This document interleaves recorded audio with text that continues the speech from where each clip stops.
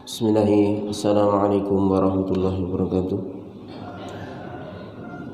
Innal hamdalillah nahmaduhu wa nasta'inuhu wa nastaghfiruh wa natubu ilayhi wa na'udzu billahi min shururi anfusina wa sayyiati a'malina. Man yahdihillahu fala mudilla lahu wa man yudlil fala hadiya lahu.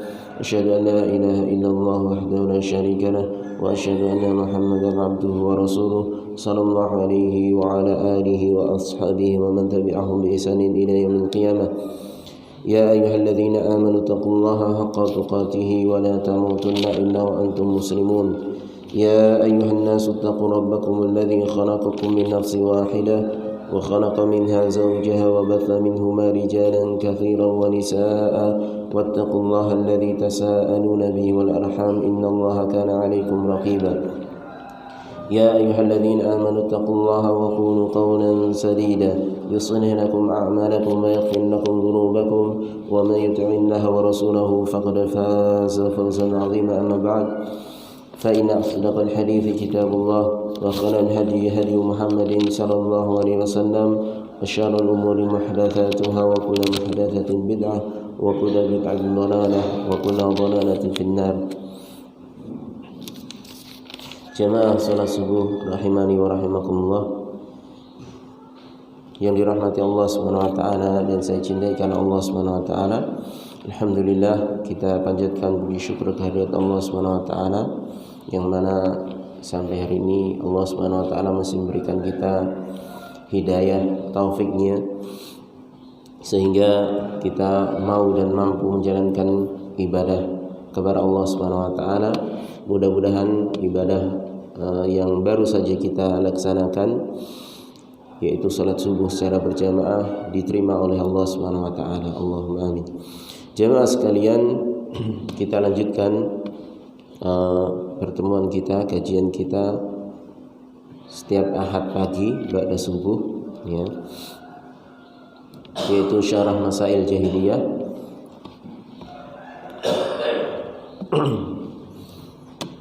Baik, langsung saja kita masuk pada al-mas'alatu al-hadiyatu wal khamsun, yaitu bab atau permasalahan dari perkara-perkara jahiliyah yang ke-51. Berkata penulis Syekh Muhammad bin Abdul Wahhab rahimahullahu taala, di antara perangai-perangai kebiasaan ataupun keyakinan orang-orang jahiliyah, baik orang-orang musyriknya ataupun orang-orang ahlul kitabnya, ini yang disebut dengan orang-orang jahiliyah. Apa di antara kebiasaan mereka? Wasfuhum lil Qur'ani bi annahu min kalamil bashar, yaitu mereka mensifati Al-Qur'an bahwasanya Al-Qur'an tersebut termasuk ucapan manusia, ya. Termasuk ucapan manusia. Qauluhum fil Qur'an, ucapan mereka di dalam Al-Qur'an atau berkenaan dengan Al-Qur'an, sebagaimana firman Allah Subhanahu wa taala dalam surah Al-Muddatsir yang ayat ke-25, in hadza illa qaulul bashar. Ya, tidaklah ini, yaitu Al-Qur'an, melainkan ucapan manusia saja. Ya. Ini ucapan salah seorang gembong musyrikin Quraisy, ya, yaitu Al-Walid ibn al-Mughirah. Ini bapaknya seorang sahabiyun jalil, ya, seorang sahabat yang mulia. Bapaknya kafir tapi anaknya beriman kepada Allah Subhanahu wa taala, bahkan berjuluk saifun min suyufillah, ya, yaitu pedang di antara pedang-pedang Allah Subhanahu wa taala, yaitu Khalid ibnul Walid, ya, ibnul Mughirah, ya, radhiyallahu taala anhu, ya. Min masail ahli jahiliyah, di antara masalah jahiliyah, yaitu perkara-perkara jahiliyah, annahum yaquluna, bahwasanya mereka mengatakan innal qur'ana qaulul bashar, sesungguhnya Al-Qur'an itu adalah ucapan manusia. Yang dimaksud al-bashar yaitu ucapannya Muhammad, ya. Mereka mengatakan katanya Muhammad itu belajar dari ahlul kitab, ya, yang terdahulu. Kama qala Al-Walid ibn Al-Mughirah, sebagaimana yang dikatakan oleh Al-Walid ibn Al-Mughirah, ya, yaitu ucapan dalam surah Al-Muddathir ayat ke-25 tadi. Wal Qur'anu kalamullah subhanahu wa ta'ala, dan Al-Qur'an padahal adalah kalamullah. Takallamallahu bi haqiqatan, yang Allah subhanahu wa ta'ala berucap dengannya secara hakiki. Wa auhahu ila nabiyhi Muhammadin sallallahu alaihi wasallam, dan Allah Subhanahu wa taala telah mewahyukan Al-Qur'an tersebut kepada nabinya Muhammad sallallahu alaihi wasallam biwasitati Jibril, dengan perantara malaikat Jibril alaihi salam. Fa huwa kalamuhu haqiqatan, maka Al-Qur'an itu adalah kalamnya Allah secara hakiki, ya, secara hakiki. Jadi benar-benar Al-Qur'an itu adalah satu kalam yang diucapkan Allah Subhanahu wa taala. Ya. Ada juga karena ada yang meyakini, ya, Al-Qur'an itu cuman ibarat, ya, satu ibarat yang diungkapkan oleh Rasulullah SAW, ya. Hanya mengatakan maknanya memang dari Allah Subhanahu wa taala, tapi ungkapan ibarah yang merealisasikan, memvisualisasikan Al-Qur'an tersebut. Jadi kenapa Al-Qur'an kok berbunyi Alhamdulillahirabbil alamin arrahmanir rahim, itu ucapan itu dari Muhammad katanya, tapi maknanya dari Allah. Maka ini tidak tepat dan ini salah kaprah, keliru, ya. Ini sama saja di antara cabang orang yang mengatakan Al-Qur'an makhluk. Mereka memisahkan maknanya dari Allah, lafadznya dari Muhammad, ataupun mau sebaliknya, lafadznya dari Allah, maknanya dari Muhammad. Ya, ataupun bahkan yang lebih parah mengatakan sebagaimana Mu'tazilah, yaitu Al-Qur'an makhluk seluruhnya, baik lafadznya, maknanya itu makhluk semuanya, ya. Padahal Al-Qur'an adalah kalamullah. Kalau kalamullah dan kalam itu termasuk dari bagian dari sifat Allah, ya, dan Allah itu bukanlah makhluk, maka kalam yang bagian dari sifat Allah berarti juga bukan makhluk, ya. Jadi Al-Qur'an adalah kalamullah secara hakiki, ya. Ditinjau dari manapun sisinya, Al-Qur'an itu hakiki adalah kalamullah subhanahu wa ta'ala.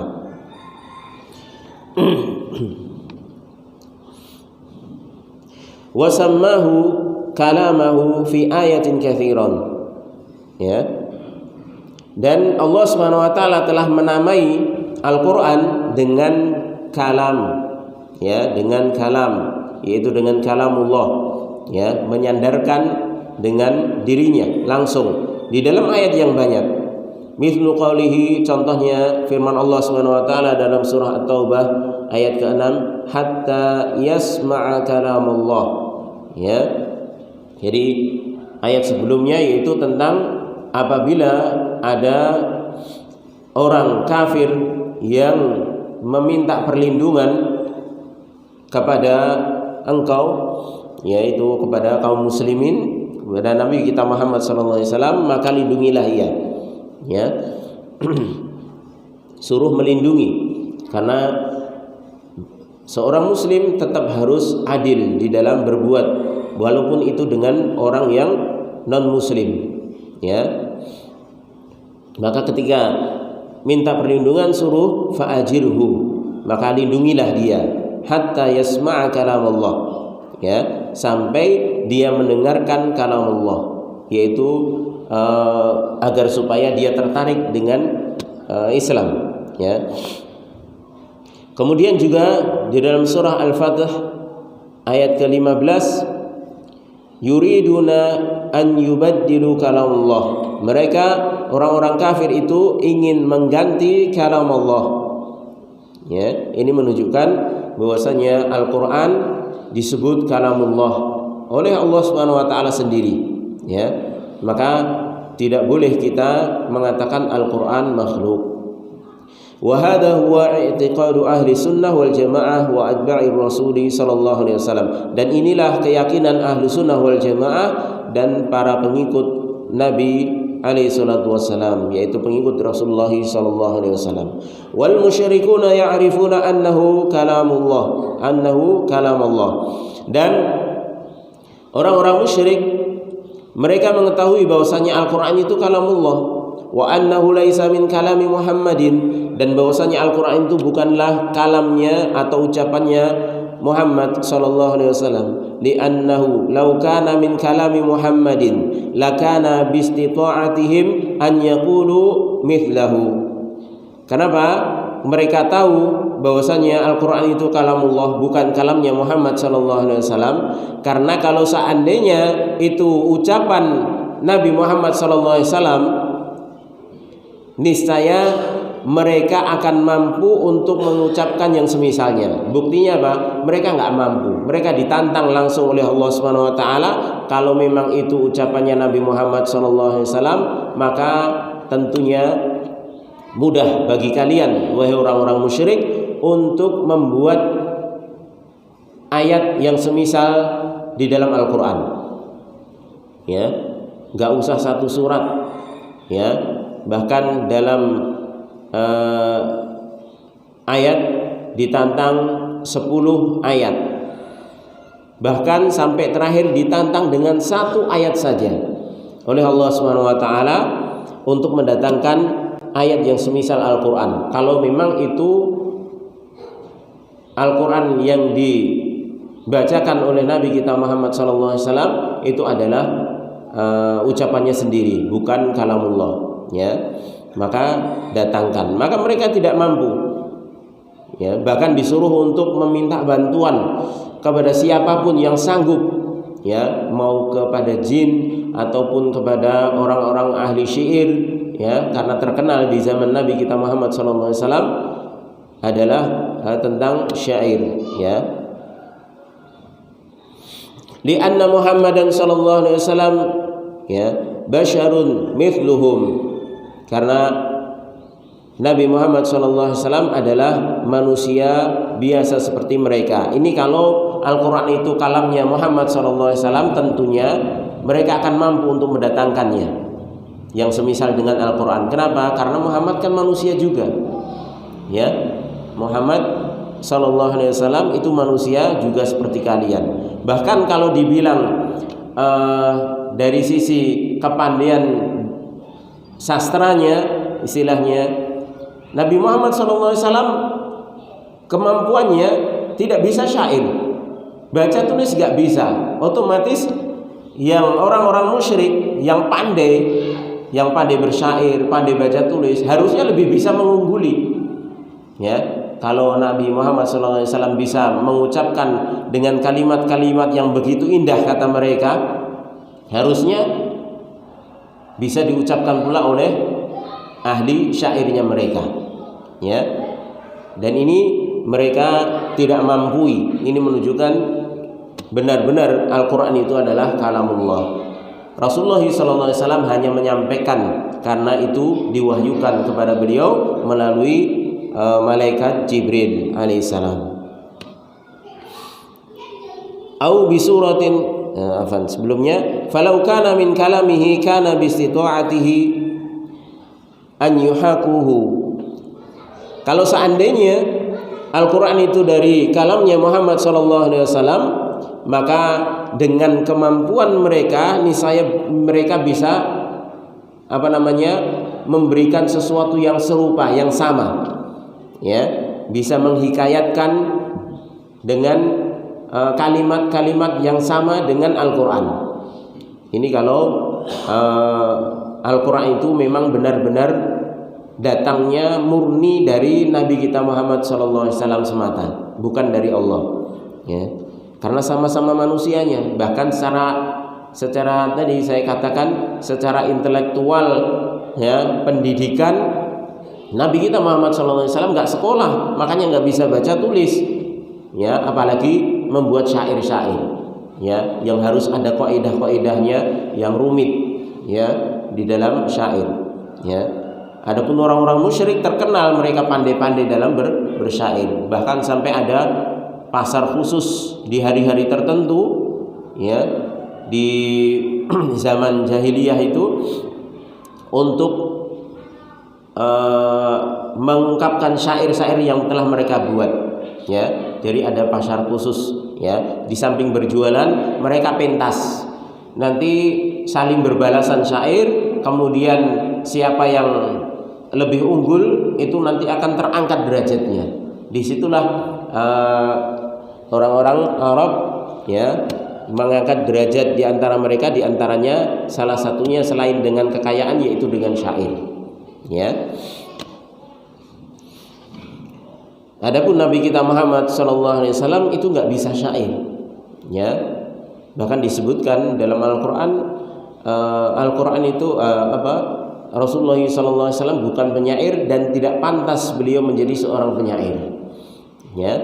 Karena notabene penyair itu lalai, adalah orang-orang yang lalai, ya, dari mengingat Allah Subhanahu wa taala. Makanya di antara hikmah terbesar, ya, yang ini jarang kita sadari, bahwasanya Allah Subhanahu wa taala mentakdirkan Nabi kita Muhammad sallallahu alaihi wasallam sebagai orang yang ummi sampai akhir hayat. Itu adalah menunjukkan bahwasanya apa yang diucapkan beliau, ya, dari Al-Qur'an itu benar-benar datang dari Allah Subhanahu wa taala, ya.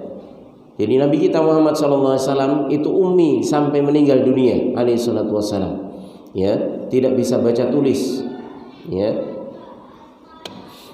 Ini hikmah besar kenapa Allah Subhanahu wa taala menjadikan Nabi kita sebagai nabi yang ummi, ya.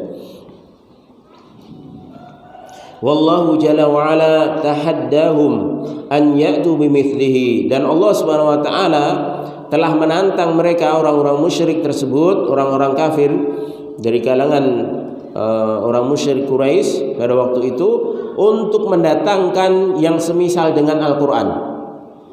Au bi asyri suwarin mithlihi min mithlihi, atau 10 surat dari yang semisal Al-Qur'an. Au bi suratin wahidatin mithlihi, atau dengan 1 surat saja, ya, semisal Al-Qur'an. Falam ya'tu bi syai'in min dzalika, maka mereka tidak bisa mendatangkan sedikit pun, ya, dari apa yang ditantangkan oleh Allah Subhanahu wa taala kepada mereka. Ma'a kufrihim wa inadihim wa hirsihim ala masyaqatir rasuli sallallahu alaihi wasallam, ya. Padahal mereka sangat menentang dan sangat semangat di dalam menentang Allah dan Rasulnya, tapi mereka nggak mampu, ya. Falau kana bi istita'atihim an ya'tu bi suratin min mithlihi lamma ta'akharu, kalau seandainya mereka mampu untuk mendatangkan 1 surat saja yang semisalnya, niscaya mereka akan langsung mendatangkannya, dan mereka tidak memampuinya. Walakin ajazu an dzalik, akan tapi mereka tidak sanggup, ya, lemah, artinya enggak sanggup. Fadalla dzalika ala annahu kalamullah jalla wa ala, maka hal yang demikian menunjukkan bahwasanya Al-Qur'an adalah kalamullah, la kalamu ghairihi wala kalamu Jibril wala kalamu Muhammadin, wa innama huwa kalamullah, ya. Jadi Al-Quran itu bukan kalam selainnya, yaitu artinya selain Allah Subhanahu wa taala, bukan ucapannya Jibril, juga bukan kalamnya Muhammad, ucapannya Muhammad sallallahu alaihi wasallam, dan sungguhnya Al-Quran itu adalah hanyalah kalamullah. Wa innama Jibril wa Muhammad sallallahu alaihi wasallam muballighani 'anillahi jalla wa ala kalamahu bi amanatin, dan sungguhnya Jibril dan Muhammad itu adalah hanya sekedar muballighan, yaitu 2 penyampai dari Allah Subhanahu wa taala yang menyampaikan kalamnya dengan amanah, ya, dengan amanah.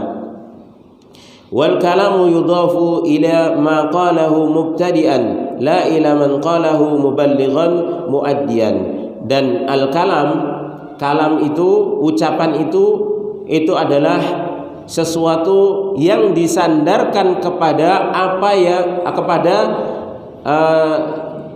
sosok yang dia menyampaikan pertama kali, bukan kepada orang yang menyampaikan dari sisi memperpanjang lidah saja. Ya, paham ya? Jadi kalam itu disandarkan kepada sumbernya pertama kali itu kepada siapa, maka itulah yang disandarkan. Jadi bukan kepada yang menyampaikannya. Al-Quran itu kalamullah. Kenapa? Karena Al-Quran itu diucapkan langsung oleh Allah Subhanahu Wa Taala. Allah mengucapkan, berbicara dengan sifat kalamnya, yaitu apa yang ada dalam Al-Quran. Kemudian Al-Quran itu disampaikan kepada Jibril, dan Jibril menyampaikan kepada Nabi Muhammad SAW. Nabi Muhammad menyampaikan kepada umatnya. Ya, maka kalam itu disandarkan kepada zat yang pertama kali menyampaikan. Siapa? Yaitu Allah Subhanahu Wa Taala. Ya, karena pertama kali yang menyampaikan adalah Allah Subhanahu Wa Taala. Makanya Al-Quran disebut kalamullah. Ya, bukan kalamu Muhammad atau bukan kalamu Jibril atau yang lainnya. Bukan ucapan Jibril, bukan ucapan Muhammad sallallahu alaihi wasallam. Ya, karena malaikat Jibril dan juga Nabi kita Muhammad sallallahu alaihi wasallam itu hanya penyampai dari kalam yang pertama, yaitu kalamullah, ya, yaitu ucapannya Allah Subhanahu wa taala. Jadi Allah berucap, kemudian disampaikan kepada Jibril, dan Jibril disampaikan kepada Nabi Muhammad SAW, kemudian disampaikan kepada umatnya. Ya, kemudian kita membacanya setiap hari, ya, di dalam Al-Quran, ya, lafaz-lafaznya kita pahami maknanya, ya. Maka ketika ditanya apakah Al-Quran ini makhluk atau kalamullah, maka kita jawab Al-Quran makhluk, Al-Quran kalamullah ghairu makhluk. Al-Quran itu adalah kalamullah dan bukan makhluk, ya, karena penyandaran kalam, penyandaran Al-Quran ini disandarkan kepada siapa yang pertama kali mengucapkan ini, dan kita tahu yang mengucapkan pertama kali adalah Allah Subhanahu Wa Taala. Ya, maka gambarannya seperti ini. Misalnya kita mengucapkan, ya, aku durung ngadus esuk iki, ya. Kemudian saya sampaikan kepada siapa, misalnya Mas Pur. Mas Pur ngomong lagi sama Mas Dimas misalnya, ya. Maka ketika orang keempatnya bertanya, aku durung adus esuk iki ucapane sapa? Ya. Apa ki ucapane Mas Dimas? Ya, Mas Dimas yo nyangkal itu dudu ucapanku. Ya. Mas Dimas ngomong, apa itu ucapan Mas Pur? Mas Pur ya nyangkal itu diucapkan. Ternyata yang mengucapkan pertama kali adalah saya. Ya, maka kalam itu tadi, kalimat aku durung adus esuk iki, itu adalah ucapanku, ucapan saya. Kenapa disandarkan kepada saya? Karena saya yang pertama kali mengucapkan ucapan tersebut. Demikian juga Al-Quran. Kenapa Al-Quran disebut kalamullah? Padahal kita tahunya yang mengucapkan siapa? Nabi Muhammad SAW, kemudian para sahabatnya, ya, kemudian terus sampai kita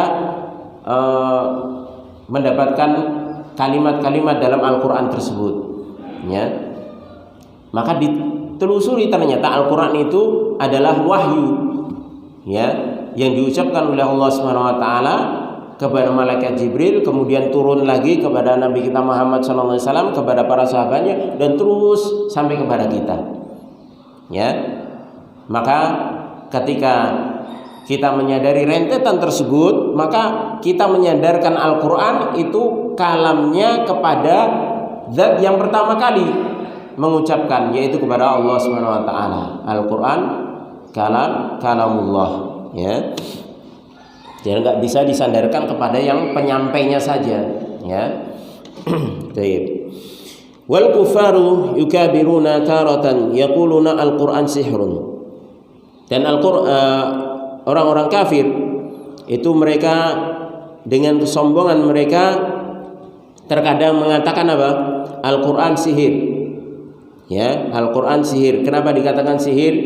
Karena ketika Rasulullah SAW menyampaikan ya kandungan Al-Qur'an, ya, menyampaikan Al-Quran kepada orang-orang kafir pada waktu itu, kalau mereka masuk Islam maka mereka seakan-akan dengan keluarganya yang masih musyrik, mereka udah nggak mau lagi untuk menyembah berhala lagi. Diajak untuk menyembah berhala nggak mau, apalagi kalau sudah mengucapkan asyhadu an la ilaha illallah, ya, mengucapkan kalimat syahadat bahwasanya bersaksi tidak ada sembahan yang berhak disembah kecuali Allah Subhanahu wa taala. Ya, maka kalau sudah mengucapkan itu, enggak mau lagi menyembah selain Allah, menyembah patung, menyembah pohon, menyembah batu, apapun selain Allah Subhanahu wa taala.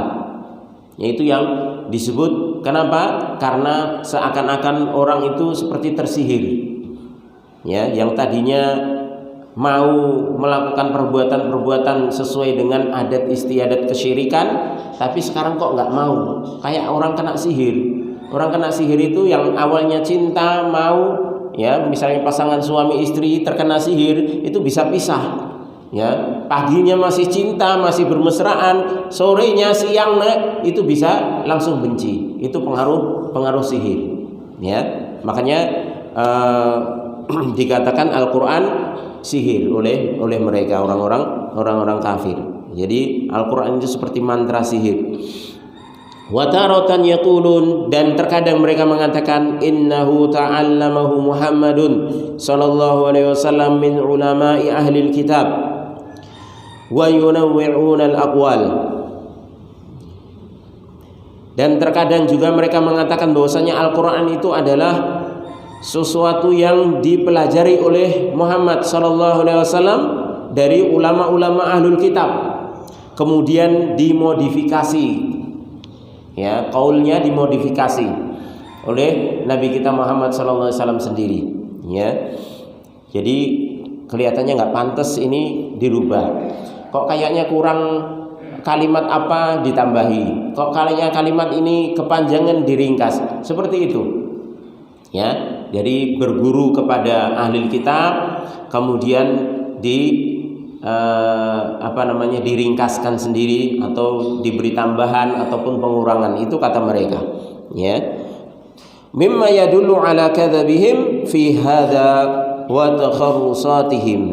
Dan justru ini, ya, mereka menuduh Al-Qur'an itu terkadang sihir, terkadang itu hasil belajarnya Nabi Muhammad SAW kepada ahlul kitab yang terdahulu, ya. Ini justru menunjukkan atas kedustaan dan kebohongan mereka, ya. Mereka sendiri ketika menuduh Nabi kita Muhammad SAW dengan tukang sihir, kemudian majnun, yaitu orang gila, ya, kemudian pendusta, ini saja mereka nggak sepakat. Ya, makanya mereka nyamannya dengan tuduhan apa itu yang dilontarkan. Kalau nyamannya dengan tuduhan sihir, ya sihir. Kalau nyamannya dengan tuduhan pendusta, ya pendusta. Kalau nyamannya dengan tuduhan majnun, gila, ya gila. Ya, mereka nggak sepakat. Bahkan ketika terjadi pertemuan untuk memutus dakwah Nabi Muhammad SAW, mereka berembuk berencana mau kita kasih gelar apa supaya orang-orang itu nggak minat dengan dakwahnya Nabi Muhammad SAW, ya. Mereka ada yang mengatakan kita katakan sihir saja, ya. Orang-orang yang mengenal ilmu sihir nggak terima, itu bukan sihir. Sihir itu pengaruhnya seperti itu, ya. Nah, terus kemudian apa? Penyair. Orang ahli syairnya juga nggak terima, ya. Syair itu bukan seperti itu. Ini lebih indah daripada syair, ya. Terus kemudian ada yang mengatakan lagi kalau dulu dusta, orang yang berbohong, berdusta.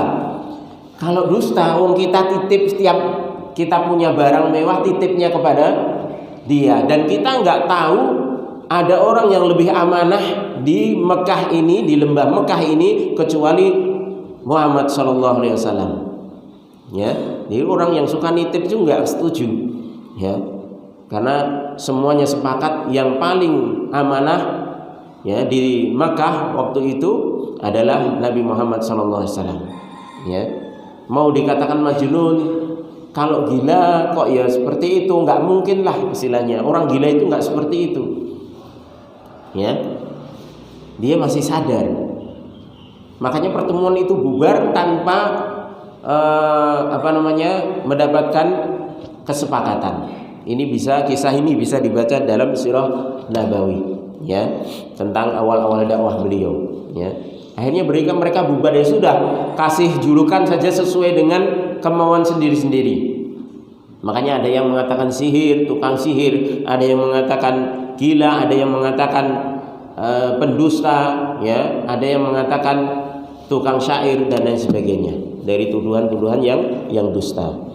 Falladhi ya'taqidu anna al-Qur'ana kalamullah, atau anna al-Qur'ana kalamu Muhammadin, dan yang berkeyakinan bahwasanya Al-Qur'an adalah ucapannya Nabi Muhammad sallallahu alaihi wasallam, wa annahu qaulul bashar, dan bahwasanya itu ucapan manusia semata, fa qauluhu hadza qaulu ahli jahiliyah, maka ucapan ini adalah ucapan yang sama dengan ucapannya orang-orang jahiliyah.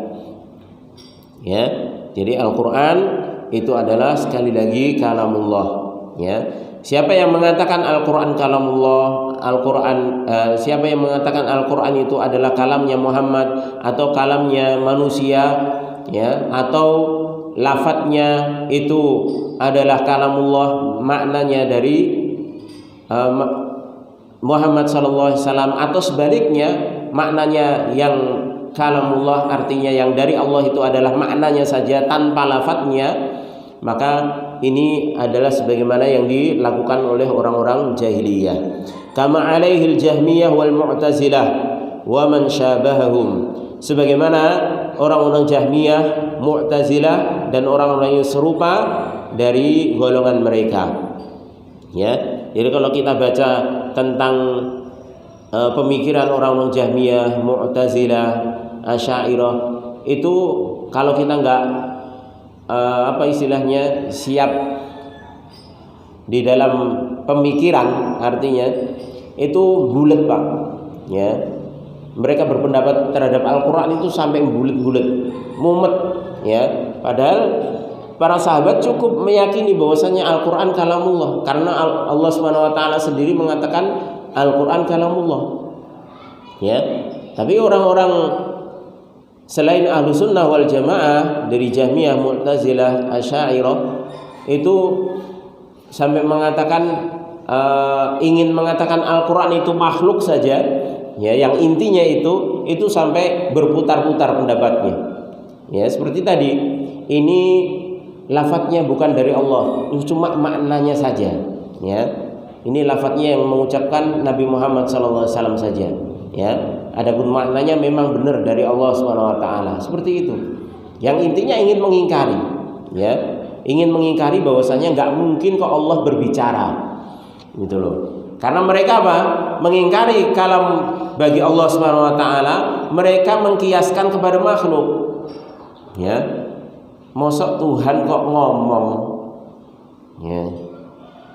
Dan terus suarane piye? Terus mosok ya huruf-hurufnya ya kaya ngono.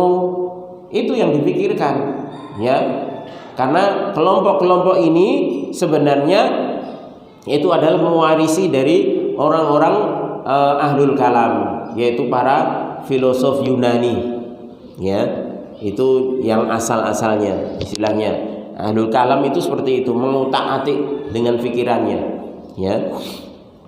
Padahal pikiran seseorang itu gak akan mampu memikirkan zatnya Allah Subhanahu wa taala. Padahal kalam itu bagian dari zat Allah Subhanahu wa taala. Makanya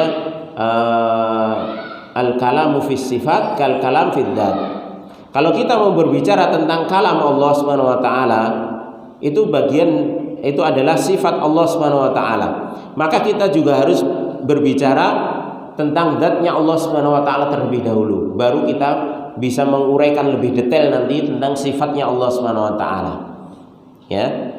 Nah, kalau kita zatnya Allah Subhanahu wa taala kita enggak mampu, maka terhadap sifat-sifatnya yang lain, maka kewajiban kita bukan berdetail-detail di dalam memikirkan, tapi hanya cukup untuk kita mengimani saja.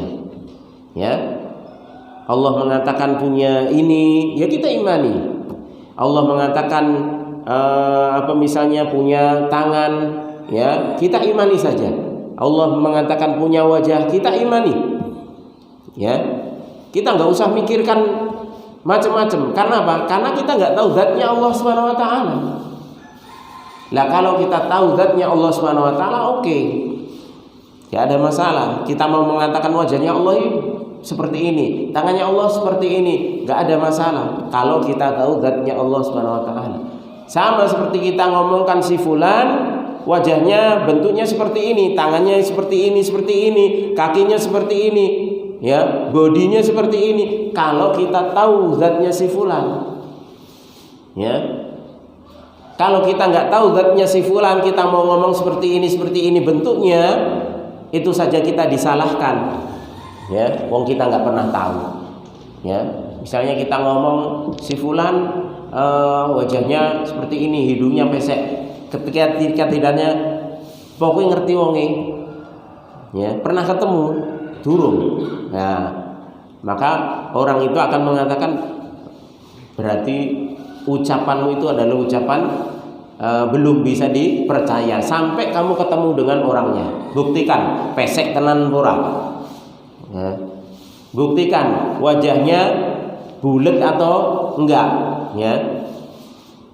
Ganteng tenan orang, ya urung ketemu kok wis ngomong, ya sama, ya itu secara logika kita istilahnya sama ketika seorang mengatakan atau mengingkari, ya Allah itu nggak mungkin punya tangan, Allah itu nggak mungkin punya wajah, Allah itu nggak mungkin turun ke langit dunia di sepertiga malam, padahal itu sudah diberitakan oleh orang yang paling terpercaya dan orang yang paling dipercayai oleh Allah Subhanahu wa taala, yaitu Nabi kita Muhammad sallallahu alaihi wasallam, untuk menyampaikan kepada kita.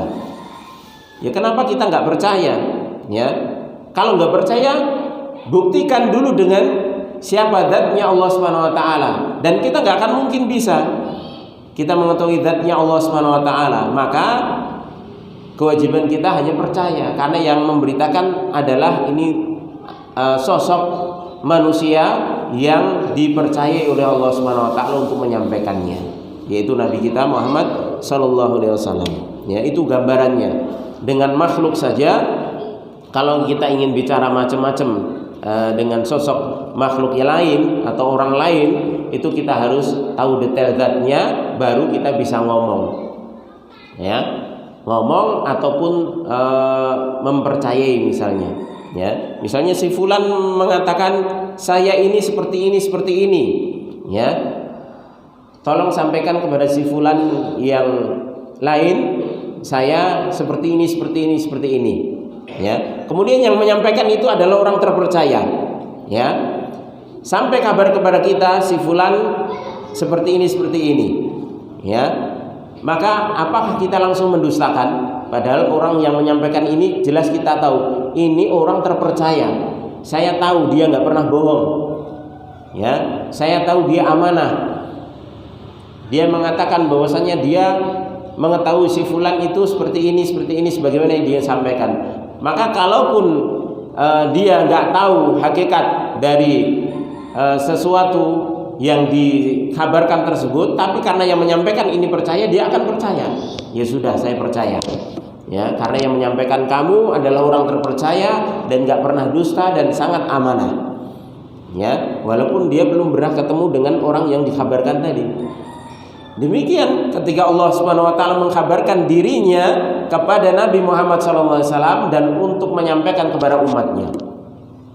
Kita tahu Nabi kita Muhammad SAW adalah shadiqul masduq, yaitu orang yang terpercaya dan dipercaya. Ya, artinya jujur dan dibenarkan. ya, tidak pernah dusta, ya. Sampai di dalam bercanda pun beliau nggak pernah dusta. Beliau bercanda, tapi canda beliau tidak pernah dusta, apalagi di dalam menyampaikan risalah dari Allah Subhanahu wa taala, ya. Baik, ini gambarannya ya, kenapa Al-Qur'an itu kalamullah dan kita harus mempercayai hal itu, dan akal kita tidak akan mampu untuk menjangkau lebih detail, ya, di dalam memaknai kalamullah tersebut. Kita cukup percaya saja bahwasanya ini adalah ucapannya Allah Subhanahu wa taala secara hakiki. Mimman yaquluna, yaitu di antara mereka orang-orang seperti Jahmiyah, Mu'tazilah dan yang serupa dengan mereka, ada yang mengatakan innal Qur'ana laisa kalamullah, bahwasanya Al-Qur'an itu bukanlah kalamullah, wa innama khalaqahu Allahu jalla wa ala fi Jibril, dan sungguhnya Al-Qur'an itu adalah diciptakan oleh Allah Subhanahu wa taala kepada Jibril, au fi Muhammadin, atau kepada Muhammad. Jadi Al-Qur'an adalah ciptaan katanya, au fil lauhil mahfuz, atau ciptaan yang diciptakan di lauh mahfuz, ya. Lauh mahfuz kan makhluk, ya. Kemudian Al-Qur'an itu diciptakan di situ katanya, ya. Ini kan utak-atiknya akal, ya. Au ghairi dzalika minal aqwalil batilah, atau yang lainnya dari pendapat-pendapat yang intinya ingin mengingkari bahwasanya Al-Qur'an itu adalah bukan kalamullah, yaitu kalam makhluk, ya, atau kalam bashar, ya. Allati hiya min jinsi qaulil jahiliyah, yang mana ucapan-ucapan batil tersebut adalah di antara satu jenis dari ucapan orang-orang jahiliyah, ya. Kalau orang-orang jahiliyah itu langsung mengingkari bahwasanya Al-Qur'an itu qaulnya Muhammad sallallahu alaihi wasallam. Tapi orang-orang yang sekarang yang terjangkiti virus jahiliyah, ya, dari kelompok-kelompok yang menyimpang, itu mereka nggak mau terang-terangan, ya. Mereka mengatakan Al-Qur'an kalamullah, tapi lafadznya itu loh, ya. Yang saya maksud lafadznya, ya, bukan Al-Qur'annya. Lafadznya itu kan makhluk, ya. Diajak apa istilahnya, ingin membuat kerancuan, ya. Maka kita katakan sudah, nggak usah kita bedakan, kita katakan Al-Qur'an kalamullah, selesai, ya. Nggak usah kamu pisah-pisahkan, ini loh kalamnya. Nah, nanti meremen lagi, kemudian lafaz saya itu loh, saya melafatkan itu kan makhluk, ya. Makanya saya ucapkan alhamdulillahirabbil alamin, maksudnya lafaz saya, bukan Al-Qur'annya, ya. Jadi ini justru lebih ngeri lagi, ya, pendapat-pendapat seperti ini yang jelas-jelas batil, ya. Ini dari pengembangan pemikiran jahiliyah, ya. Jadi jahiliyah sudah memberikan apa istilahnya pondasi asalnya, yang mereka intinya menolak Al-Qur'an itu adalah kalamullah. Mereka mengatakan Al-Qur'an kalamul bashar, yaitu ucapan manusia, ya. Maka orang-orang sekarang itu ketularan, ingin berpendapat seperti itu, tapi kok di cetomen istilahnya jadi orang jahiliyah, ya. Jadi wong jahiliyah ini, ya. Jadi punya pemikiran jahiliyah murni. Ya kalau gitu sudahlah, di otak-atik, ya, istilahnya. Satu sisi mengatakan yo Al-Qur'an kalamullah, tapi lafadznya itu loh, aku ngelafatke mosok kalamullah, ya. Kan aku ngelafatke A B C itu kan makhluk, ya. Nah, dibawa ke situ, nanti meremen. Oh, berarti aku ngucapke alhamdulillah makhluk wa kalamullah. Nah, seperti itu. Jadi itulah kerancuan. Makanya pada intinya kita selaku Ahlus Sunnah wal Jamaah, keyakinan kita simpel di dalam menerima kabar tentang sifat-sifat Allah Subhanahu wa taala, salah satunya kalam ini, kita simpel. Kita katakan saja Al-Qur'an kalamullah ghairu makhluk, sudah. Enggak usah kita mau rinci sebagaimana kelompok-kelompok yang menyimpang, ya, karena intinya mereka ingin menolak bahwasanya Al-Qur'an itu kalamullah. Baik. Demikian dulu yang bisa saya sampaikan. Insyaallah pada pertemuan yang akan datang kita masuk pada masalah yang ke-52 ya dari masail jahiliyah. Mudah-mudahan yang sedikit ini bisa bermanfaat bagi diri saya pribadi dan jamaah sekalian. Kurang lebihnya saya mohon maaf. Ya, kita tutup dengan doa kafaratul majelis. Subhanakallahumma wa bihamdika asyhadu an la ilaha illa anta astaghfiruka wa atubu ilaik. Wassalamualaikum warahmatullahi wabarakatuh.